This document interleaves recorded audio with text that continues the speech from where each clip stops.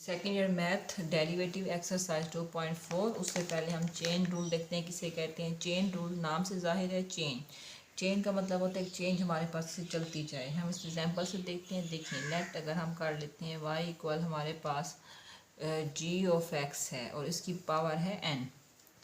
तो अब हम इनके डेरिवेटिव कैसे लेंगे पावर n में जो है।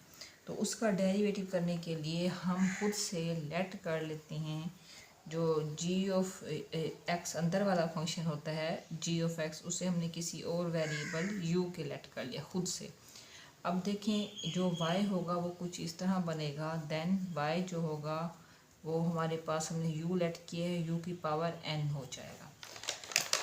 अब आप देखें इसको हम इसकी डेरिवेटिव लेंगे। अब डेरिवेटिव कैसे लेंगे। देखें एक फंक्शन था y, दूसरा था एक वेरिएबल था x, अब तीसरा u आ गया। जब खुद से हमारे पास कोई वेरिएबल आ जाए जैसे u आ गया तो हम इस तरह डेरिवेटिव लेते हैं dy ओवर dx। y का derivative with respect to x ले रहे हैं। dy एक वेरिएबल u खुद से हमने लेट किया था वो u du नीचे आता है। फिर जो du नीचे आता है वही du ऊपर, लास्ट में dx था तो dx आता है। देखिए ये एक चेंज बनती जा रही है। इसी तरह अगर हमारे पास दो वेरिएबल आ जाएं, एक आ जाए u एंड दूसरा आ जाए v, किसके दरमियान फंक्शन हमारे पास y equal f of x है।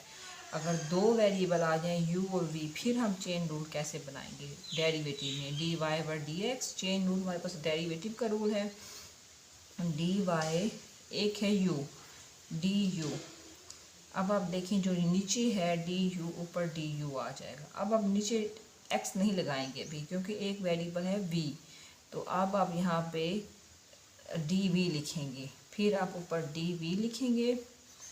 और अब देखिए जब ख़त्म हो गए हैं तो फिर आपके पास dx आ जाएगा। ये चेन बन गई है।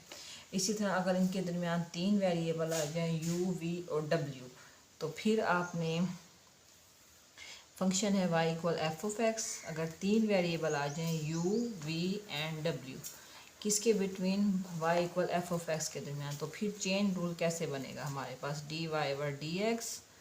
तो dy हम dy से स्टार्ट करेंगे, dx पे एंड करेंगे, दरमियान में du। अब दूसरा वेरिएबल है v, dv जो नीचे आता है वही ऊपर आता है, dv ऊपर। अब थर्ड वेरिएबल है w, dw dx। तो ये हमारे पास चेन रूल एंड होगा क्योंकि dy से स्टार्ट हुआ है, dx पे ख़त्म हुआ है। मेरे ख्याल में चेन रूल आपको समझ आ गया है। अब आगे हम इनके क्वेश्चन स्टार्ट करते हैं।